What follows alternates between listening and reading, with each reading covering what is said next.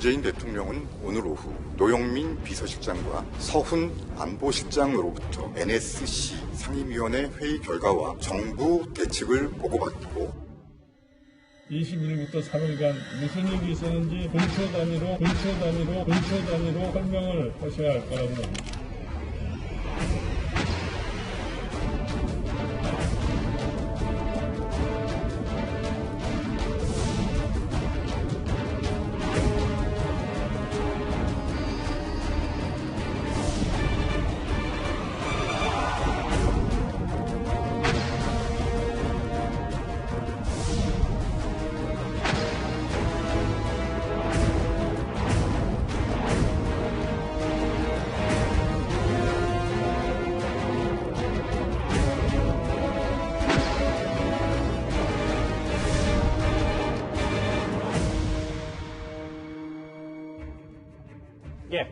오늘 문재인 대통령은 72주년 국군의 날 기념 행사에 참석을 했습니다. 북한이 우리 국민을 사살하고 시신을 훼손한 끔찍한 도발 이후 나오는 첫 메시지라 관심이 집중이 됐었는데요. 하지만 대통령의 이 메시지에는 여러 단어가 빠져 있는 듯했습니다. 존경하는 국민 여러분, 국군 장병 여러분, 정부와 군은 경계태세와 대비태세를 더욱 강화하는 한편 국민의 생명과 안전을 위협하는 그 어떤 행위에 대해서도 단호히 대응할 것임을 국민들께 약속드립니다. 일단 저 국군의 날 기념사는 북한의 통지문 나오기 전이었잖아요. 그래서 이현정 의원님 관심을 받았었는데 북한 만행에 대해서 대통령의 언급은 없었습니다. 저는 오늘 당연히 대통령이 국군의 날 행사를 참석하면 북한 도발에 대해서 강한 입장을 저는 필요할 걸로 봤습니다. 왜냐하면 대통령이 이 사실을, 이 총살당했다는 사실을 보고받고 33시간 만에 강민석 대변인을 통해서 입장을 밝혔어요. 자, 우리 국민이, 한 국민이 북한 해역에 가서 총살당하고 시신이 훼손됐습니다. 정말 어떤 면에서 보면 굉장히 중대한 사태 아니겠습니까? 자, 그럼에도 불구하고 문재인 대통령은 33시간 동안 아무런 어떤 국민들 앞에 나타나지도 않고 입장을 밝히진 않았어요.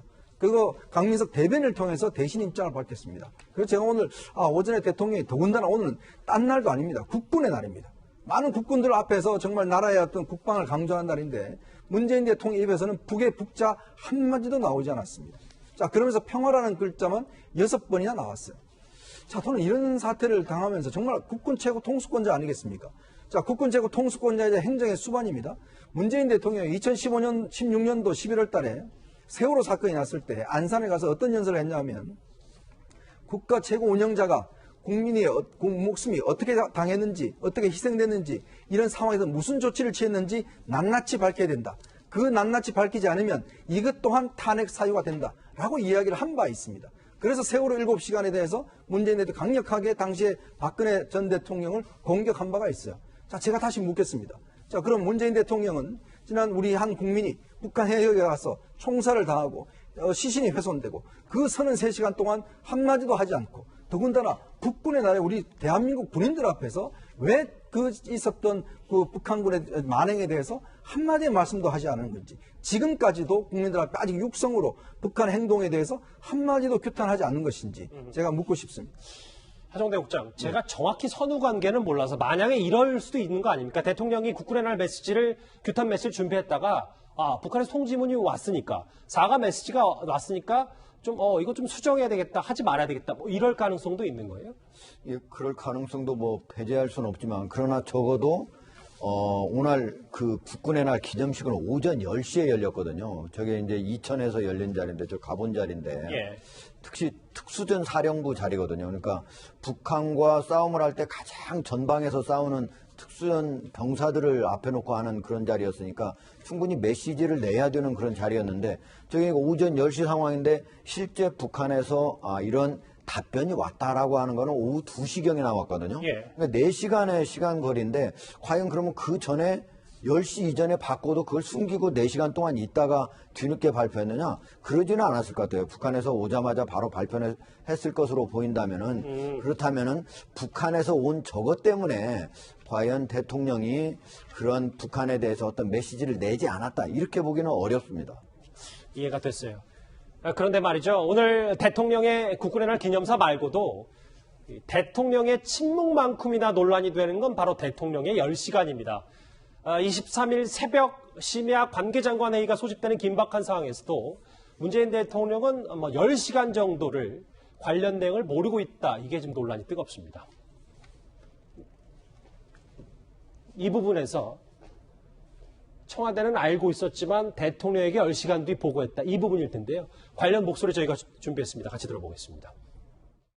청와대에서 열린 관계장관 회의가 1시경에 소집이 됐습니다. 그러면 이 관계장관 회의는 누가 소집했습니까? 안보실장이 소집했습니까? 제가 다시 묻습니다. 1시경에 대통령께서는 안보장관 회의가 청와대에 소집되어 있는 사실을 대통령은 모르고 있었습니까? 23일 새벽 1시경에 대통령은 깨어 있었습니까? 주무시고 계셨습니까? 첩보의 신뢰성을 검증하는 과정으로 관계장관 회의가 소집되었었기 때문에 자, 그 점을 의원님께서 보십시오. 참고해 새벽 주시면 좋겠습니다. 1시에 종전선언을 강조하는 유엔 총회 연설을 그대로 이루어지게 하기 위해서 오히려 이 참사의 사실을 대통령께 보고를 안 하고 미뤘던 게 아니라는 충분한 합리적 의심을 할 수 있는 거예요. 어떻게 생각하십니까? 새벽 1시에 이 긴급한 안보 관계장관 회의가 있으면 대통령이 알고 계셨어요. 그리고 바로 1시간 뒤에 유엔 총회 연설에 종전선언 내용을 하는데 이런 어떤 엄청난 사안의 사실관계에 대해서 논의가 되었어야죠. 야, 이거 유엔 총회 연설 내용이 이대로 나가도 좋은지 아닌지 이런 논의가 관계장관 회의에서 당연히 다뤄졌어야 되는 거 아닙니까? 예, 김근식 교수님. 정진석 의원의 의혹 제기처럼 정말 대통령이 10시간, 최초 첩보 보고와 다음날 아침 대면 보고 사이 10시간에 심야 안보관계장관회의가 개최된 걸 몰랐다 이렇게 보십니까? 저건 정말 나중에 무슨 밝힐 기회가 있다고 한다면 철저히 규명을 해야 된다고 생각하는데요. 왜냐하면 대한민국의 국정을 운영하는 핵심인 청와대가 저렇게 움직일 수 있다는 게 저는 상상이 되지 않습니다. 일단 대한민국 국민이 사살되고 시신이 훼손됐다고 하는 그 정보를 받은 다음에 그 정보가 너무 끔찍하고 놀라울 만한 상황이기 때문에 밤 10시 반에 긴급하게 안보관계 장관 회의가 개최된 거 아니겠습니까? 예. 그런데 그런 상황인데도 대통령이 몰랐다. 그러면 저는 그 시간 대통령이 주무셨다는 겁니까? 왜냐하면 지금 유엔 화상연설이라는 건 그 전에 연설, 그 동영상을 보냈기 때문에 주무실 수도 있거든요. 그렇다면 저는 만약에 대한민국 국민의 사살과 관련된 중요한 안보관계 장관 회의를 하는데 대통령이 주무셨다면 이건 세월호 7시간보다 훨씬 더 심각한 상황이라고 보고요. 만약에 주무시지 개인적으로는 뭘 때문에 개인적으로 주무신 거죠? 만약에 주무시지 않고 있었다고 한다면 어떤 생각을 해볼 수 있냐면 지금 정진석 의원이 말한 것처럼 대통령은 주무시지 않고 상황을 알고 계셨지만 유엔 연설을 준비하거나 그걸 지켜보려고 있었던 것이고 오히려 안보실장과 국방장관과 통일장관과 국정원장이 대통령께 그 이야기를 하면 유엔 연설이 바뀌어야 되는 상황이기 때문에 오히려 유엔 연설이라는 이벤트를 지속시키기 위해서 그 이야기를 안 하고 있었던 게 아닌가 생각이 듭니다. 그렇다면 두 가지 경우 다 제가 볼 때는 청와대 작동 메커니즘 차원에서 보면 굉장히 위험한 상황인 거예요. 예. 대통령이 깨어있지 않았다면 위험한 거고 깨어있었는데도 불구하고 관계 장관들이 보고하지 않았다고 하는 것은 제가 볼 때 청와대가 정상적으로 돌아가지 않고 있다. 이렇게 생각이 듭니다.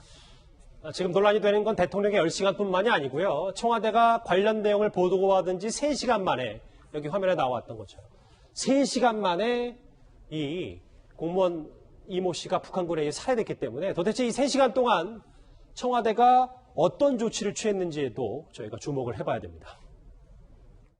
대통령 지시 어떤 내용이었냐 해서 읽으신 내용이 있잖아요. 그 내용에 따르면 있는 그대로 국민에게 알려라 라고 했지 않습니까? 근데 그러면은 그 대통령한테 서면 보고를 한 게 화요일 20일 6시 36분이고 그때 지시 내용에 있는 대로 국민들에게 알려라 라고 했는데 왜 바로 이행 안 했죠? 대통령 지시가 9월 23일 아침에 보고 드릴 때 지시입니다. 첫 보고 받고 그거는 제가 확인을 못했고 22일 날 저녁 예. 6시 경이 아니고 예, 23일 날 예. 8시 반 보고를 하고 예, 그렇습니다. 그러면은 공무원이 살아있을 때인데 그때는 아무런 지시를 안 했습니까? 그거는 제가 좀 확인을 해보겠습니다. 제가 직접 지시받은 바는 없는데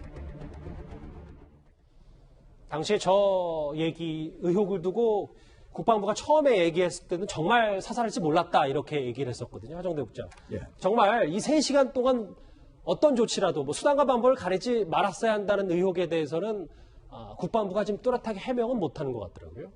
사실 지금 이제 북한이 그 22일이죠. 그러니까 22일 오후 3시 반에 바로 그 우리 이모 씨를 이제 발견을 하고 지금 현재 북쪽으로 끌고 가고 있다는 사실을 우리 군 부대가 명확히 그걸 확인을 여러 가지로 했어요. 신호로도 확인하고 또 열 영상 감청 장치를 통해서도 하고 여러 가지 TOD도 했는데 그 이후부터 밤 10시 40분경에 바로 결국 이제 밤 9시 40분경에 사살이 되고 10시 10분경에는 이제 시신이 불태워졌잖아요. 그 시간까지 충분히 시간이 많이 있었던 거예요. 그때까지 만약에 북한이 발견된 사실을 발견한 순간부터 하면은 한 7시간 정도 시간이 있었던 거예요. 대통령한테 보고한 시간은 오후 6시 36분이니까 그때부터 하면 3시간뿐이 안 되지만은 군이 처음부터 확인한 시간부터 하면 6, 7시간의 시간이 있었잖아요.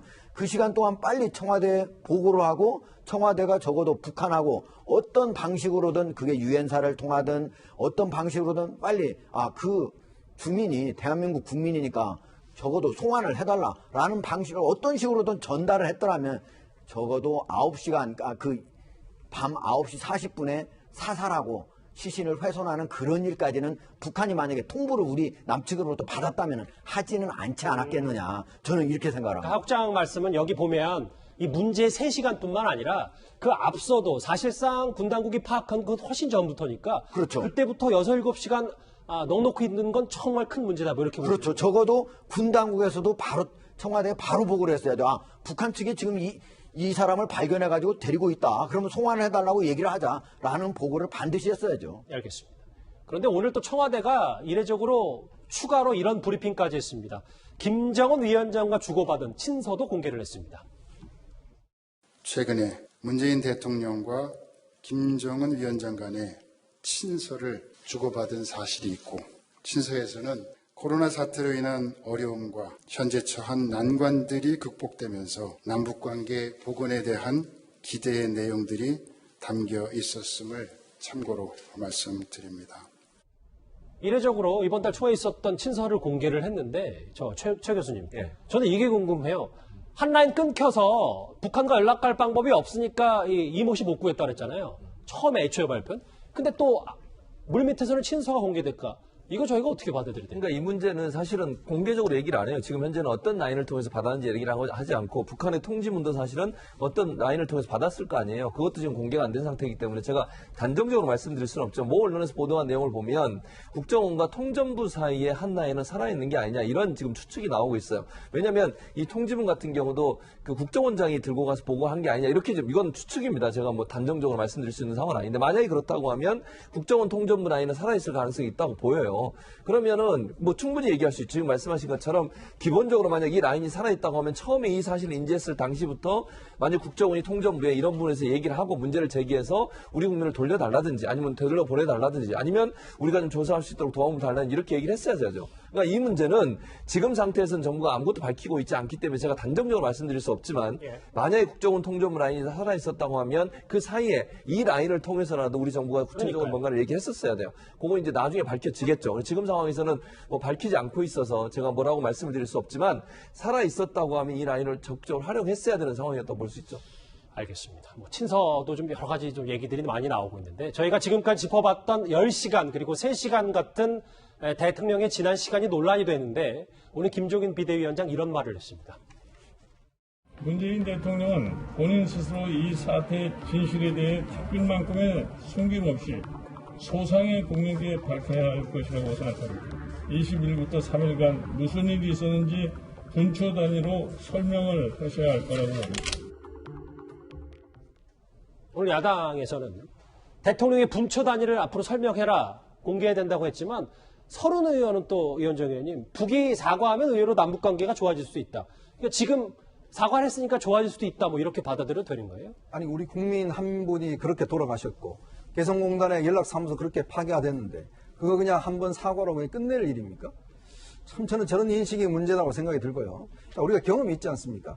자, 박근혜 전 대통령 세월 7시간 문제에 대해서 그동안 지금 현 여당이 야당 때 얼마나 지금 그 몇십 분 가지고 얼마나 다퉜습니까? 자, 몇십 분 동안 보고서가 어떻게 올라가고 그 부분을 그렇게 많이 추궁했지 않습니까? 저는 이 사안은요, 정말 국정조사를 해야 될 사안이라고 봅니다. 왜냐하면 문재인 대통령 스스로도 이야기를 했어요. 정말 국가의 최고 운영자가 국민의 생명과 안위와 관련된 문제에 대해서 어떻게 대처했는지 이거는 굉장히 중요한 사안입니다. 자, 그러면 각 단계마다 보고가 어떻게 이루어졌고 거기에 어떤 조치가 이루어졌는지는 반드시 밝혀내야 될 부분이에요. 아시겠지만 미국의 대통령들 같은 경우 그런 이야기 하지 않습니까? 밤에 나를 깨워도 좋다. 국가의 위급 상황이 있으면 언제든지 깨워라 라고 이야기를 했지 않습니까? 그러면 이 중대한 상황이라면 지금 대통령을 깨워야 될 거 아니겠습니까? 깨워서 보고를 하고 그러면 정통신선이 없으면 판문점 가서 메가폰 들고 라고 이야기를 해야죠. 지금 그렇게도 한 방법이 있습니다. 지금 모든 선이 끊겼다고 이야기를 하면 판문점 가서 메가폰 들고 이야기합니다. 자, 그러면 아니면 우리가 그냥 보도를 통해서 이야기를 하는 거예요. 그럼 북한도 알 거 아닙니까? 우리 국민이 갔으니까 빨리 조치해라. 근데 이제 물밑에선 친서도 왔다 갔다 했다는 거죠. 그렇죠. 라인이 다 살아있다는 거 지금 증명이 되고 있지 않습니까? 그럼에도 불구하고 통신선이 다 끊겼다, 말할 통신선이 없었다라는 것은 핑계에 불과하다는 거죠. 그만큼 어떤 면에서 보면 이 사안은요, 정말 나중에 정말 사세하게 어떤 역할을 했는지, 각 단위별로 어떤 역할을 했는지 저는 반드시 밝혀야 된다고 봅니다. 알겠습니다.